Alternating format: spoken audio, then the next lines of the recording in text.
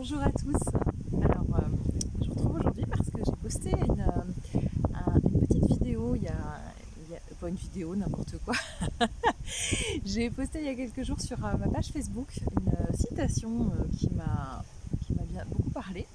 Alors, je vous la relis parce que j'ai pas de mémoire, donc je voudrais pas me tromper. Et puis, cette citation a beaucoup été aimée par vous et ça m'a fait plaisir parce que j'avais vraiment envie de la partager. Je trouvais ça tellement juste. Et puis ça m'a inspiré cette vidéo aujourd'hui parce que j'avais envie de vous parler des enfants. Alors la citation en question, et évidemment je perds ma page au moment où je vous parle, alors il va falloir que je la retrouve. Où est-elle? Voilà. C'était « Mes enfants pensent que mes bisous magiques guérissent leurs blessures. Je me demande s'ils réalisent que leurs câlins magiques guérissent mon cœur. » Voilà. Pourquoi j'avais envie de vous parler des enfants? Moi, parce que certains d'entre vous le savez déjà, c'est un sujet qui m'est cher. Un sujet qui m'est cher. Et pourtant, je reviens de loin. C'est-à-dire que pour vous parler un petit peu de moi, vous allez comprendre pourquoi je vous explique tout ça. Pour moi, les enfants, c'était compliqué. Je ne savais pas si j'en voulais ou pas, déjà, au départ. J'avais envie d'en avoir, on va dire, pour faire comme tout le monde, et puis parce que quand même ça devait être sympa, mais j'avais aussi très très peur d'être enfermée, prisonnière, plus libre en fait. Et moi la liberté est quelque chose d'important pour moi, et donc j'étais vraiment dans cet entre-deux, c'est-à-dire qu'il fallait que je sente que j'avais la possibilité d'en avoir si je voulais, mais voilà, je savais pas si si j'allais pouvoir accepter cette idée-là et accepter en tout cas, c'est pas accepter, c'est m'épanouir dans ce rôle-là de maman. Voilà, je ne savais pas si j'étais faite pour ça, j'avais quand même beaucoup de doutes par rapport à ça. Je vous raconte ça, vous allez comprendre pourquoi après. Et puis, j'ai eu ma fille. Et c'est à ce moment-là, pendant toute la grossesse, que mes facultés, en tout cas ma vision du monde s'est ouverte. C'est à ce moment-là que le sens de tout ça, le sens de ce jeu sur Terre, le sens de ce qu'on met en place sur Terre s'est éclairé pour moi. Et je me souviens d'ailleurs, alors c'était très marrant parce que avant d'avoir ma fille, donc je travaillais dans une équipe pluridisciplinaire, et puis alors au temps de pause, c'était toujours un peu long pour moi ces temps de pause, parce que chaque fois que j'y allais, eh bien l'ensemble de mes collègues féminines, pour la plupart, n'avaient qu'un seul sujet de conversation, c'était les enfants, ce qu'avaient fait les enfants, etc., etc., les enfants. Et moi, de ce regard extérieur, je vous explique tout ça pour voir comment on peut évoluer et changer aussi. Et moi, de ce regard extérieur, je me disais, mais enfin, mais c'est terrible. Où est l'individu là-dedans? Voilà, je voyais ça comme si les enfants étaient utilisés comme utiliser, c'est un grand mot, mais en tout cas, comme faire valoir de ce qu'on n'arrive pas à exprimer pour nous-mêmes. Je ne sais pas si vous me suivez, mais voilà, c'était comme s'il fallait exposer les enfants, parce que soi-même, sur soi, on n'a pas grand-chose à dire, en fait. Alors, évidemment, c'était une vision très restrictive et limitée de ma part, mais enfin, c'était la sensation que ça me faisait quand j'allais à ces temps de pause, c'est-à-dire que je vivais à nouveau l'exclusion, parce que, bon, déjà que dans le monde, je me sentais pas toujours à ma place, mais enfin là, au milieu de toutes ces mamans qui parlaient de leurs enfants, je m'y sentais pas spécialement encore à la mienne. Et puis donc, je suis tombée enceinte de ma fille, et j'ai accepté ce challenge-là. Bon, c'était quelque chose de voulu, hein, mais voilà, c'est quelque chose aussi qui me faisait peur. Parce que vous savez, on entend toujours ces discussions autour de oh, c'est génial d'avoir des enfants, mais enfin bon, y a tout un tas de messages, je trouve, extrêmement paradoxaux autour des enfants et de la conception des enfants et de l'accouchement. Voilà, comme si c'était une preuve comme s'il fallait montrer qu'on en bave et que du coup on est des guerrières parce qu'on y arrive. Et donc il y avait tout ce discours autour de oh là là, oui, bah, faites des enfants, de toute façon, ils vous remercient jamais pour ce que vous faites. C'est beaucoup de soucis, mais enfin c'est formidable, hein, vas-y, c'est formidable, c'est extraordinaire, c'est merveilleusement beau. Et puis derrière, j'avais toute la liste, on me décrivait toute la liste de ce qui était compliqué. Donc ça ça me donnait pas forcément envie, effectivement, de me lancer dans cette aventure-là. Et puis donc, pendant toute ma grossesse, je me souviens que je lisais un livre, euh, je ne sais plus le titre de ce livre, mais c'était un livre qu'une amie m'avait offert, et le dernier chapitre, c'était sur la réincarnation et sur l'incarnation, enfin, c'était sur comment l'âme de l'enfant vient s'incarner dans le corps matière. Et à l'époque, il y a 7 ans, 8 ans, euh, j'étais aux prémices de tout ça. Et alors moi, la réincarnation, c'était j'en avais beaucoup d'a priori, hein. Pour moi, c'était la réincarnation bouddhique. Et d'ailleurs, je ne savais même pas bien ce que c'était. Et ça me paraissait être une vision un petit peu farfelue du monde. Et je me souviens que je lis ce livre. Et donc là, je vois votre enfant vous a choisi, son âme vous a choisi son parcours. Elle a choisi, ou il a choisi de venir s'incarner dans votre famille pour telle et telle raison, parce qu'il a des choses à transcender, parce qu'il a des choses à comprendre, etc. Enfin, en gros, c'est pas un hasard. Et je me souviens, à ce moment-là, avoir refermé le livre en disant ah non, non, non, non, non, hein. Moi je veux pas d'un bébé usé, hein.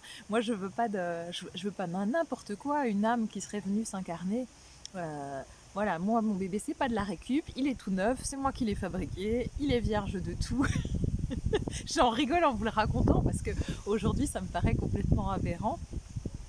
Et je vous livre ça parce que je trouve que ça vous permet de voir aussi que on peut évoluer quand même beaucoup dans la vie, et ce qu'on était il y a quelques années en arrière ou même quelques mois en arrière, c'est plus forcément ce qu'on est aujourd'hui, et qu'il faut savoir s'amuser de soi aussi et des perceptions qu'on pouvait avoir.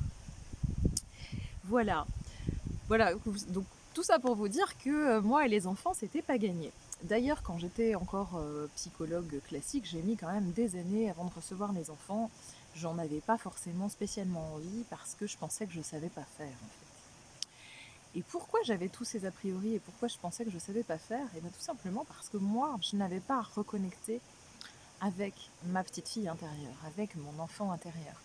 J'avais de ce souvenir d'enfance, de ces souvenirs d'enfance, des passages tellement douloureux émotionnellement pour moi, que j'avais complètement coupé avec cet espace-là en moi, comme si, c'est pas comme si, c'est je ne voulais plus que cette petite fille en moi continue d'exister. Parce que je pensais que j'avais dépassé toutes ces blessures, je pensais que j'avais dépassé toutes ces douleurs, et je ne voulais certainement plus en entendre parler. J'étais un être nouveau, j'étais une adulte. D'ailleurs, quand j'étais enfant, j'étais pressée que d'une chose, c'était de devenir adulte pour pouvoir choisir et décider pour moi-même, parce que je pensais, et en plus je pensais que les adultes étaient tous gentils entre eux, c'était ma représentation d'enfant. Donc j'étais très très pressée de grandir. Donc une fois que j'ai grandi, inutile de vous dire que j'avais pas tellement envie d'aller re-rencontrer ces parties-là de moi. Et pourtant j'étais psychologue, et pourtant je connaissais déjà le concept, parce qu'à l'époque pour moi c'était un concept de l'enfant intérieur, euh, que j'avais été exploré en psychanalyse. Et donc je me disais, j'ai fait ma part du job, j'ai exploré tout ça, terminé, j'arrête. Euh, et puis quand j'ai reconnecté avec cette petite fille, parce qu'à un moment donné dans mon parcours, dans mon cheminement personnel, dans mon cheminement spirituel, eh bien, je me suis rendu compte que cette petite fille, elle était toujours extrêmement vivante en moi, et que c'est elle qui agitait aussi les blessures communes qu'on avait, mais que c'était aussi grâce à elle que j'avais tout cet espace de créativité, et que c'est grâce à elle que je me suis construite, et que si j'en suis là aujourd'hui, et que si je peux poser ce discours-là devant vous aujourd'hui, eh bien tout ça je le lui dois. Donc ma petite fille intérieure, je t'aime très fort si tu m'entends, reçois ce message, et je sais que tu m'entends et que même tu es avec moi au moment où je m'adresse à vous. D'ailleurs, je vous invite vraiment à faire des gros bisous et des gros câlins chacun de votre côté à vos enfants intérieurs, parce que si vous en êtes là où vous en êtes aujourd'hui, eh bien c'est grâce à leur immense force. Voilà, alors j'ai l'air de m'égarer un peu comme ça, oui, et pas tant que ça. C'est-à-dire que Euh, J'aimerais, là où je veux en venir en fait, j'ai envie de vous parler de c'est quoi la mission de l'enfant. Vous savez, on parle souvent de la mission, la mission d'incarnation terrestre pour les adultes, on n'en parle jamais pour les enfants. Or, les enfants, ils ont une grande place, hein. Regardez, une personne âgée, elle est en extase devant un enfant. Euh, Pourquoi? Mais parce que justement, elle reconnecte à travers l'enfant qu'elle voit à cet espace en elle de l'enfant intérieur, à cet espace de joie, à cet espace de créativité, à cet espace de légèreté et d'insouciance, à cet espace porteur qui est notre espace de joie, qui est en profonde reliance, en profonde connexion avec notre âme. Donc les enfants, ils sont essentiels. Ils sont essentiels, pourquoi? On dit souvent qu'un enfant, c'est la pureté de l'enfance. Pourquoi la pureté de l'enfance? Et parce qu'eux, ils sont encore connectés avec leur âme. Ils sont dans l'ici et maintenant, ils sont dans l'instant présent. Ce sont de grands enseignants de l'instant présent. Un enfant, il pleure, et la seconde d'après, parce qu'il s'est fait mal ou parce qu'il est contrarié, et la seconde d'après, il rigole. Pourquoi? Parce qu'il est connecté dans son instant présent. Il ne va pas passer des jours et des jours à ruminer une difficulté, un souci. Parce qu'il est encore en grande reliance avec son âme. Et on vit dans un monde qui est, à mon sens, aujourd'hui dans l'erreur, c'est-à-dire qui considère que nous avons à apprendre à nos enfants. J'avais déjà fait une vidéo il y a 1 an ou 2 sur cette question des enfants. Je ne sais plus comment je l'avais intitulée, mais enfin vous pouvez la retrouver sur ma chaîne YouTube. Elle y est encore. Et j'avais peut-être fait plusieurs vidéos, je ne me rappelle plus. Enfin voilà, vous pouvez les retrouver si ça vous intéresse. Ce sont eux nos enseignants. Pourquoi je vous dis tout ça encore aujourd'hui? Eh bien parce que j'ai été invitée, fortement portée à le faire. Là, les dernières séances que j'ai faites en soins, sur les 3 séances, les 3 personnes étaient en questionnement par rapport à leurs enfants ou par rapport à des enfants qu'elles accompagnaient. Et j'ai encore, enfin voilà, dans ma vie personnelle aussi, j'ai été interrogée comme ça sur la question de l'enfant et de l'enfance et de la place de l'enfant et de la mission de l'enfant. Donc j'avais envie de faire cette vidéo pour vous parler de tout ça aujourd'hui, vraiment. Donc on considère à tort qu'on a à apprendre à nos enfants. Pas du tout, du tout, du tout, du tout. Eux, leur âme, elle est encore pas trop teintée. Alors bien sûr, elle arrive dans l'incarnation, cette âme, avec un bagage à transcender, avec des problématiques à dépasser, avec des choses à expérimenter, bien sûr. Mais elle est encore au plus près, au plus juste de l'espace énergétique dans lequel elle se trouvait juste avant. Moi, aujourd'hui, quand je croise des bébés dans la rue, en poussette, ou des enfants voilà, dans les supermarchés, dans la rue, etc., dans ma tête, bien sûr, parce que il ne faudrait pas que tout le monde sache que je suis folle, moi, je leur dis bonjour et bienvenue, bienvenue sur Terre. Merci à toi, belle âme, d'être arrivée dans notre monde pour nous apprendre des choses et pour nous accompagner dans cette évolution que nous traversons. Je sais qui tu es, je ne sais pas exactement d'où tu viens, mais je sais que l'espace d'où tu viens est un espace empli d'amour et que tu es venu diffuser ton amour, ta joie dans ce monde pour nous aider. Alors merci, merci d'être là. Et si le cœur vous en dit, je vous invite à faire de même et à observer la réaction de ces enfants et de ces bébés, leur regard change. Leur regard change. Parce que il y a encore cette communication télépathique, cette communication énergétique, dont ils ne sont absolument pas coupés. Et je vous prie de croire qu'ils vous comprennent. C'est d'ailleurs pour ça qu'on dit aussi il faut parler aux enfants, il faut leur expliquer, etc. Et même aux bébés, et ça les psychologues vous le diront aussi, parce qu'ils comprennent tout. Ils comprennent pas la vibration, ils comprennent pas le mot, le sens du mot. Ils comprennent la vibration, ils comprennent ce que vous en émanez. Et je vous assure que pour eux, c'est très clair. Et c'est rassurant pour eux qui arrivent. Mettez-vous à leur place, hein. C'est une nouvelle vie. Ils débarquent dans un nouveau monde dont ils ne connaissent pas les codes, dont ils ne connaissent rien. Alors bien sûr, c'est pas forcément leur première incarnation sur Terre, mais il faut quand même tout réapprendre. C'est un nouveau passage, hein, où on oublie ce qui a été appris précédemment. Donc, je vous assure que ça les rassure, parce que leur âme et eux-mêmes, il y a quelque chose qui change dans ce regard, il y a quelque chose qui les rassure. Ouf, je suis pas tout seul. Ouf, foncez. Ouf, il y en a d'autres qui savent, parce que là, j'ai l'air d'un extraterrestre à débarquer dans un monde qui m'est quand même difficilement accessible. Alors essayez, et puis si vous avez envie de me dire en commentaire, eh bien je vous lirai avec plaisir. Donc ces enfants, ce sont eux nos enseignants. Vous savez, il y a un film, je ne me rappelle plus, grâce à ma grande mémoire, du titre du film, il y avait un film, il y a peut-être une quinzaine d'années de ça, hein, si c'est pas plus, une dizaine d'années peut-être. Je crois que c'était Leonardo DiCaprio qui jouait le rôle principal, mais je me souviens plus du titre. C'était ce personnage qui naissait vieux et qui, tout au fur et à mesure de sa vie, donc il prenait en âge, il vieillissait en âge et il rajeunissait, son apparence physique rajeunissait. Et ben c'est ça, un bébé, quand il arrive sur Terre, il est déjà vieux. Il est vieux sur le plan de l'âme. Surtout les bébés qui naissent aujourd'hui, les enfants qui arrivent aujourd'hui, ils sont extrêmement vieux sur le plan de l'âme. Ce sont des âmes extrêmement évoluées qui sont venues nous enseigner et nous apprendre comment changer de monde, comment retourner à l'amour, comment vivre au plus juste de nous-mêmes. Donc, il faut leur faire confiance. Le problème, c'est qu'ils arrivent dans un corps tout jeune, qui n'ont pas encore les mots, qui n'ont pas encore les codes, ou qui ne se souviennent plus des codes ici sur Terre. Donc, notre job, ça va être de les accompagner là-dedans, de leur sécuriser le périmètre pour ça, tout en étant vraiment attentifs à ce qu'ils dégagent, à ce qu'ils émanent. Écouter les paroles d'un enfant, mais mon Dieu, c'est d'une sagesse. On a plein de choses à apprendre tous les jours de qui ils sont. Et ce sont véritablement de grands enseignants. Et c'est pour ça qu'on a à les accompagner sur un parcours d'éducation peut-être, certainement extrêmement différent de ce qu'on a fait jusqu'à maintenant, parce que on ne peut pas demander à chaque âme d'être similaire à l'âme du voisin. On a une vibration tous qui est différente, on ne peut pas apprendre les choses à la même vitesse, on ne peut pas apprendre les choses de la même façon, et on n'est pas tous faits pour les mêmes choses.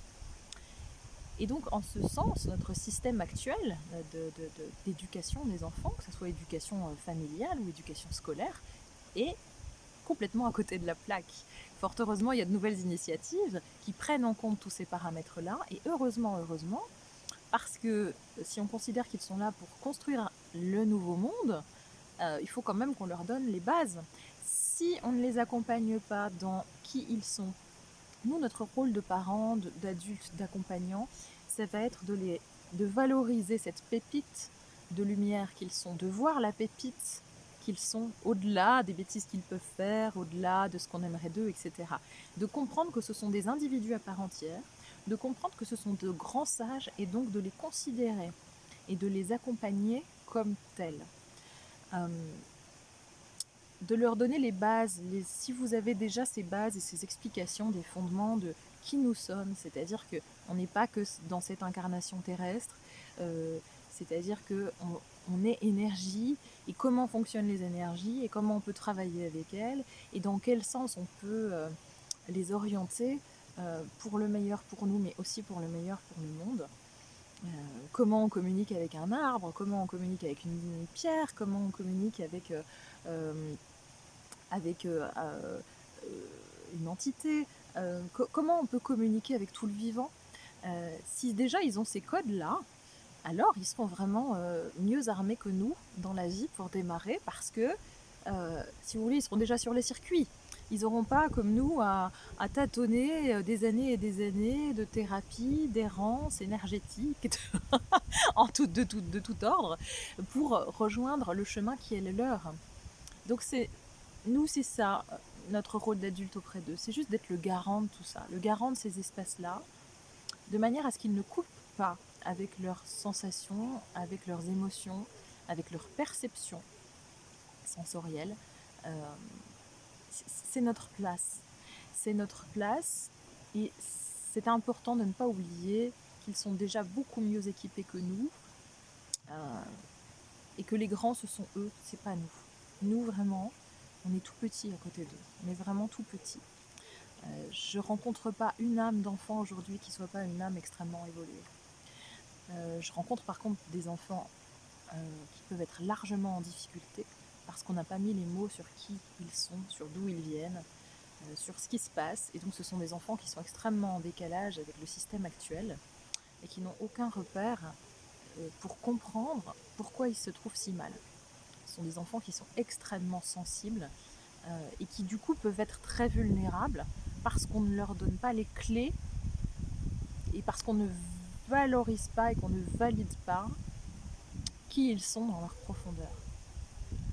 Ce sont eux qui nous montrent le chemin pour nous apprendre à les accompagner. Et c'est pas l'inverse. Voilà.